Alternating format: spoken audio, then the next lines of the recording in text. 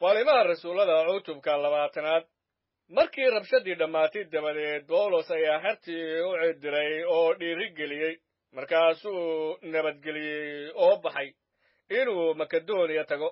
oo kolkuu meelahaasii dhex maray oo hadal badan ku dhiirigeliyey iyagii ayuu wuxuu yimi dalka Greegta oo markuu 3 bilood meeshaas joogay oo Yuhuudii shirqool u dhigtay markuu u dhawaa inuu Suuriya u dhoofo ayuu wuxuu goostay inuu Makedoniya ku soo dhex noqdo waxaana isagii ilaa Aasiya sii raacay Sobater ina Burhus oo reer Beroya iyo Aristarchos iyo Secundos oo reer Thessalonica iyo Gaius oo reer Derba iyo Timotheus iyo Tukhikos iyo Torofimos oo reer Aasiya laakiin kuwaasi mar horay tageen oo waxay nagu sugayeen Troas maalmihii Iidii Kiristii aan khabiirka lahayn dabadeed waxaanu ka dhoofnay Filiboy oo 5 maalmood ayaan iyagii ugu nimid Troas taasoo aanu 7 maalmood joognay maalintii ugu horreysay toddobaadka markaanu isugu nimi inaanu kemisti jebino ayaa Bawlos la hadlay iyagii isagoo ku tala jira inuu maalinta dambe tago hadalkiina ilaa habeenbarkii ayuu sii dheereeyey siraado badan baa ka baxayay qowladda sare oo aanu ku urursanayn waxaana daaqadda fadhiyey nin dhallinyaro ah oo la odhan jiray Yutukhos isagoo hurdo weyn la dhacay oo intii Bawlos weli hadalkii sii dheeraynayay ayaa wiilkii oo aad u hurdaysan dabaqadii 3aad ka soo dhacay oo isagoo meyda baa la qaaday markaasaa Bawlos hoos u soo degay oo ku dul dhacay isagii waana isku duubay isagoo leh habuuqina maxaa yeelay naftii waa ku jirtaa oo markuu dusha aadayna oo kibis jejebiyey oo cunay oo waqti dheer la hadlay iyagii ilaa waagii baryey ayuu markaas ka tegey wiilkiina way keeneen isagoo nool si aan yarayn baana loo qalbi qaboojiyey iyagii laakiin annagoo ka hor marayna waxaanu aadnay doonida oo Asos u dhoofnay meeshaasoo aanu doonaynay inaanu Bawlos ka qaadno maxaa yeelay sidaasuu kula ballamay isagoo ku tala jiray inuu lugeeyo oo kolkuu Asos nagula kulmay waanu soo qaadnay oo waxaanu nimid Mitulene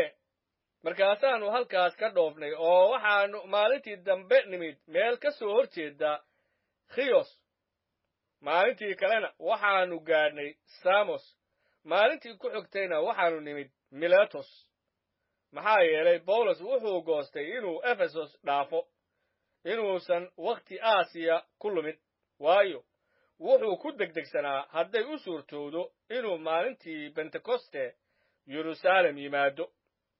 haddaba Miletos wuxuu ceed u diray Efesos waana u yeedhay waayeeladii kiniisadda markay yimaadeenna wuxuu iyagii ku yidhi idinka qudhiinnuba waad garanaysaan sidii aan wakhtiga oo dhan idinkula joogay tan iyo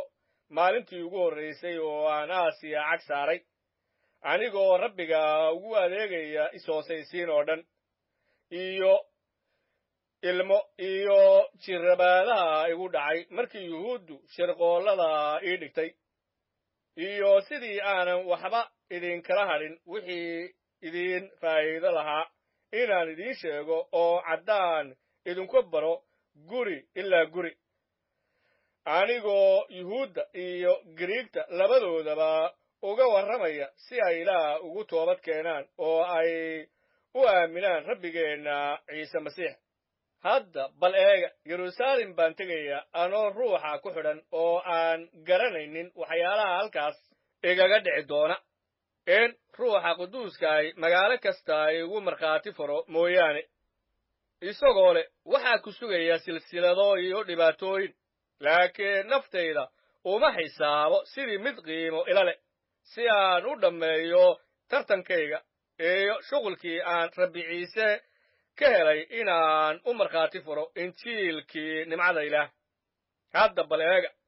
waxaan ogahay in dhammaantiin oo aan ku dhex wareegi jiray oo aan boqortooyada ku wacdiyi jiray aydnaan mar dambe wejigayga arki doonin sidaas daraaddeed waxaan maanta idinku warramayaa inaan daahir ka ahay dadka oo dhan dhiiggiisa maxaa yeelay dib ugama noqon inaan talada ilaah oo dhan idiin sheego qudhiinnu isjira idahana jira kuwaasoo ruuxa quduuskaayu idinka dhigay beeldaajeeyaal inaad daajisaan kiniisadda ilaah oo uu dhiiggiisa ku iibsaday waxaan ogahay markaan tago dabadeed inay idin dhex geli doonaan uubatooyin xunxun iyagoo aan idaha wax ka reebaynin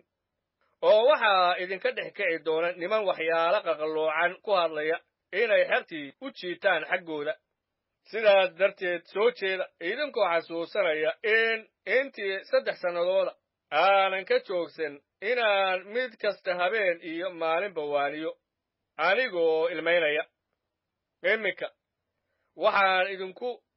ammaano gelinayaa ilaah iyo ereyga nimcadiisa kaasoo kara inuu idin dhiso oo dhaxal